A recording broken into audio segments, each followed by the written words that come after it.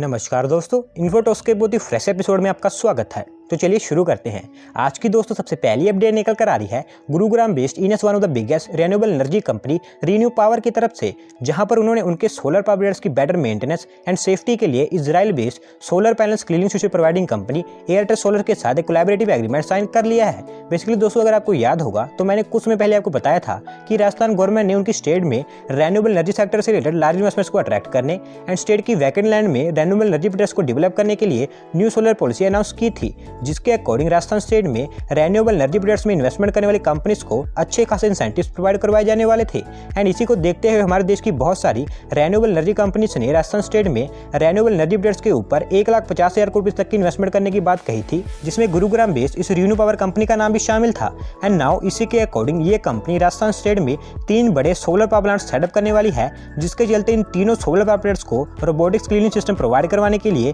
इन्होंने Israel based Airtel solar के साथ एक एग्रीमेंट साइन कर लिया है। दोस्तों, इस एग्रीमेंट के according Airtel solar renew power को उनके रोबोटिक्स क्लीनिंग सिस्टम मैन्युफैक्चर करके प्रोवाइड करेगी, जिसकी एस्टिमेटेड वैल्यू $7.5 मिलियन की है। एंड इस कॉन्ट्रैक्ट की एक और अच्छी बात यह है कि इन रोबोटिक्स क्लीनिंग सिस्टम की manufacturing make in India initiative के अंतर्गत भारत में ही की जाने वाली है।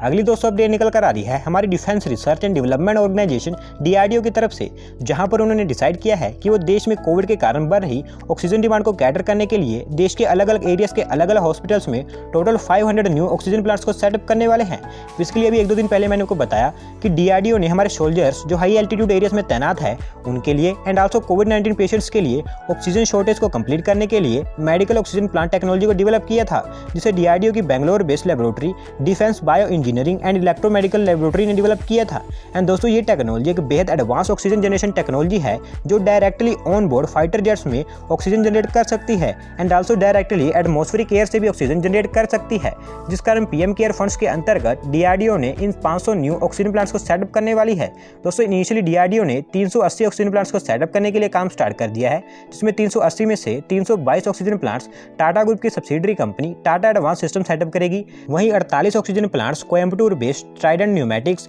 And remaining 120 oxygen plants Indian institute of petroleum Dehradun setup करेगा। एंड दोस्तों, अगले 3 महीनों में ये सभी ऑक्सीजन प्लांट सेटअप कर लिए जाएंगे, जिसमें इनिशियली दिल्ली NCR रीजन में 5 लोकेशंस को सिलेक्ट किया गया है, जहां पर सबसे पहले इन ऑक्सीजन प्लांट्स को सेटअप किया जाएगा।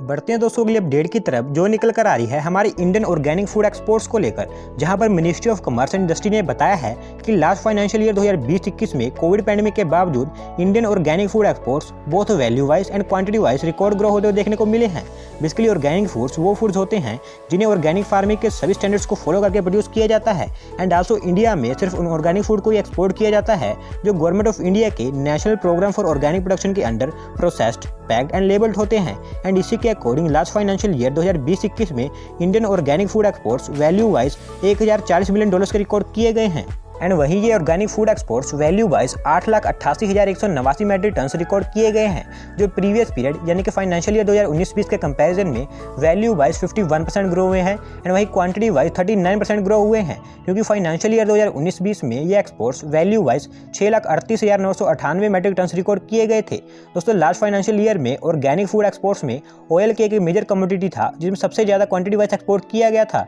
एंड वहीं oil seeds, fruit pulps, cereals, spices, tea, medicinal plant products, dry fruits, sugar, pulses, coffee and essential oil, इस तरह के प्रोडक्ट्स भी थे जिन्हें अच्छा खासा एक्सपोर्ट देखने को मिला है। एंड फॉर योर इन्फॉर्मेशन, ये ऑर्गेनिक फूड एक्सपोर्ट्स इंडिया से वर्ल्ड की डिफरेंट 58 कंट्रीज में एक्सपोर्ट किए गए हैं। अगली दोस्तों अपडेट निकल कर आ रही है new Delhi based Indian pharmaceutical company Morepen laboratories limited की तरफ से, जहां पर स्विट्जरलैंड बेस्ड कोरिंथ ग्रुप की तरफ से इस न्यू दिल्ली बेस्ड कंपनी में $100 मिलियन यानी कि अराउंड 750 करोड़ रुपए तक की इन्वेस्टमेंट कर दी गई है। बेसिकली कुछ समय पहले इस कंपनी ने अपने आप को बॉम्बे स्टॉक एक्सचेंज पर लिस्ट करवाया था ताकि ये कंपनी न्यू फंड्स रेज कर सके एंड अल्टरनेटिवली ग्रो भी हो सके। एंड अगर आप कॉमर्स बैकग्राउंड से हैं तो आपको पता होगा कि जब कोई न्यू कंपनी इनकॉर्पोरेट होती है और या फिर उनकी कंपनी के शेयर इशू करती है तो वो इनिशियली फंड्स रेज करने के लिए एंड शेयर होल्ड करने के लिए प्रमोटर्स को हायर करती है, जो कि एक आउटसाइडर भी हो सकता है एंड इवन कंपनी का फॉर्मेशन करने वाला पर्सन भी हो सकता है। एंड इसी के बेसिस पर इस कंपनी ने भी प्रमोटर्स को हायर किया था, जिसके through Switzerland based company Corinth group ने इस कंपनी में $100 मिलियन की इन्वेस्टमेंट करने की बात कही है। दोस्तों, इस $100 मिलियन की इन्वेस्टमेंट में से मोरपेन लेबोरेटरीज लिमिटेड में $32.5 मिलियन की इन्वेस्टमेंट अप्रूव की गई है, जिसके according Switzerland based Corinth group को प्रेफरेंशियल बेसिस पर 58.5 million new equity shares issue किए गए हैं, जो इस कंपनी में टोटल 9.41% के स्टेक के के बराबर है। एंड वहीं $100 मिलियन की इन्वेस्टमेंट में से रिमेनिंग $67.5 मिलियन की इन्वेस्टमेंट मोरपैन लेबोरेटरीज लिमिटेड की प्रमोटर ग्रुप कंपनीज में की जाने वाली है। अगली दोस्तों अपडेट निकल कर आ रही है हमारी union territory Andaman and Nicobar islands की तरफ से, जहां पर हमारी यूनियन एग्रीकल्चर मिनिस्ट्री की तरफ से अंडमान एंड निकोबार आइलैंड्स में 14,491 hectares of traditional agriculture land को ऑर्गेनिक सर्टिफिकेशन दे दिया गया है, जिसके बाद ऑर्गेनिक सर्टिफिकेशन प्राप्त करने वाला Andaman and Nicobar India first large contiguous union territory बन चुकी है। बेसिकली ट्रेडिशनल एग्रीकल्चर फार्मिंग को ऑर्गेनिक फार्मिंग में कन्वर्ट करने के लिए हमारी गवर्नमेंट ने participatory grant scheme PGS India को लॉन्च किया हुआ है, जिसके अकॉर्डिंग गवर्नमेंट 2-3 सालों के ट्रांजिशन पीरियड के दौरान ट्रेडिशनल एग्रीकल्चर लैंड को ऑर्गेनिक सर्टिफिकेशन प्रोवाइड करती है। लेकिन इस स्कीम के अंडर गवर्नमेंट ने एक लार्ज एरिया सर्टिफिकेशन स्कीम को भी लॉन्च किया हुआ है, जिसके अकॉर्डिंग किसी स्पेसिफिक एरिया में हर एक विलेज को एक पर्टिकुलर ग्रुप और क्लस्टर घोषित कर दिया जाता है, जिसमें हर एक फार्मर को ऑर्गेनिक फार्मिंग के स्टैंडर्ड्स के अकॉर्डिंग ही फार्मिंग करनी होती है। एंड अगर ये कंडीशन सक्सेसफुल रहती हैं तो गवर्नमेंट उनकी LAC यानी कि लार्ज एरिया सर्टिफिकेशन स्कीम के अंडर 2-3 सालों के ट्रांजिशन पीरियड के बिना ही उस एरिया को ऑर्गेनिक सर्टिफिकेशन दे देती है, जो अंडमान निकोबार आइलैंड्स में 14,491 हेक्टेयर्स ऑफ एरिया को दिया गया है। करंटली दोस्तों हमारी union agriculture ministry Ladakh and Lakshadweep union territory and वही उत्तराखंड, राजस्थान, झारखंड एंड छत्तीसगढ़ इन स्टेट्स एंड यूटीज में भी ट्रेडिशनल फार्मिंग लैंड को ऑर्गेनिक हब्स में ट्रांसफॉर्म करने में लगी हुई है।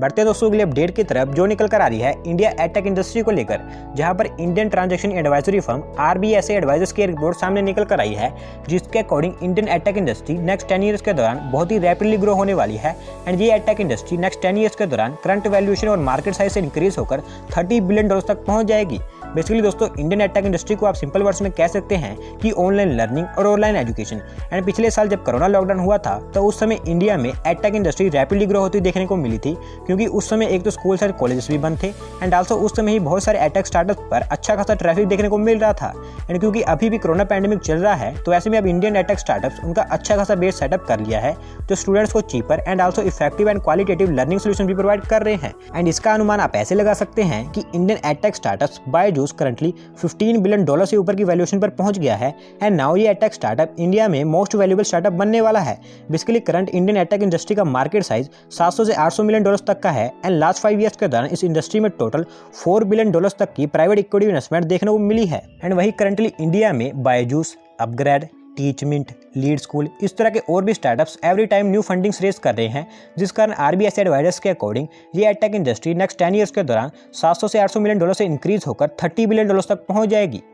अगली दोस्तों अपडेट निकल कर आ रही है Gurugram based Indian multinational restaurant aggregator and food delivery company Zomato की तरफ से, जहां पर उन्होंने न्यू फंड्स रेज करने के लिए securities exchange board of India के पास इनिशियल पब्लिक ऑफरिंग यानी कि IPO फाइल कर दिया है। बेसिकली जोमेटो जो कि एक फूड डिलीवरी कंपनी है, उनको लास्ट ईयर कोविड पैंडेमिक का बहुत ज़्यादा बेनिफिट मिला है, क्योंकि इस कोविड पैंडेमिक में इन्होंने बहुत सारी फूड डिलीवरीज की हैं, जिस कारण लास्ट फाइनेंशियल ईयर 2020-21 में जोमेटो की रिवेन्यू 2-fold जंप कर गई थी। एंड इसी इंक्रीज के कारण जोमेटो की करंट वैल्यूएशन $5.4 बिलियन तक पहुंच चुकी है। एंड इन्होंने इनके बिजनेस को और ग्रो करने के लिए सेबी के पास 8,250 करोड़ रुपीस की इनिशियल पब्लिक ऑफरिंग फाइल कर दी है, जिसमें 7500 करोड़ रुपीस तक के तो न्यू इक्विटी शेयर्स इशू किए जाएंगे। एंड वहीं वर्थ 750 करोड़ रुपीस के शेयर्स ऑफर फॉर सेल हैं, जो पहले इन्फो एज लिमिटेड ने एक्वायर किए हुए थे। तो दोस्तों इस IPO से जोमेटो कंपनी को उम्मीद है कि अब उनका बिजनेस और भी ग्रो होता हुआ देखने को मिलेगा। आज की दोस्तों लास्ट अपडेट निकल कर आ रही है हमारी defence research and development organisation DRDO की तरफ से, जहां पर DRDO ने बताया है कि India's indigenous fighter light combat aircraft Tejas के वेपन्स में इजरायली डिफेंस कंपनी के द्वारा manufacture and developed 5th generation Python 5 air to air missiles को भी शामिल कर लिया गया है। बेसिकली इसे तेजस के वेपन्स में शामिल करने से पहले DRDO ने इस Python 5 air-to-air missile and also derby नाम की एक और मिसाइल के ट्रायल्स लिए थे, जिसमें दोनों मिसाइल सक्सेसफुली पार हुई थी। लेकिन इंडियन एयरफोर्स की नीड के अकॉर्डिंग ओनली पाइथन 5 मिसाइल को ही इसमें शामिल किया गया है। तो दोस्तों यहाँ पर हमें इंडियन एयरफोर्स की पावर्स में और स्ट्रांग होती हुई देखने को मिल रही हैं। तो दोस्तों आज की वीडियो में बस इतना ही। अगर आप अपनी तरफ से कोई अपडेट सबमिट करना चाहते हैं तो डिस्क्रिप्शन में दिए गए लिंक पर क्लिक करके सबमिट कर सकते हैं। और अगर आज की वीडियो पसंद आई हो तो वीडियो को लाइक करें, चैनल को सब्सक्राइब करें। धन्यवाद आपका वीडियो को देखने के लिए।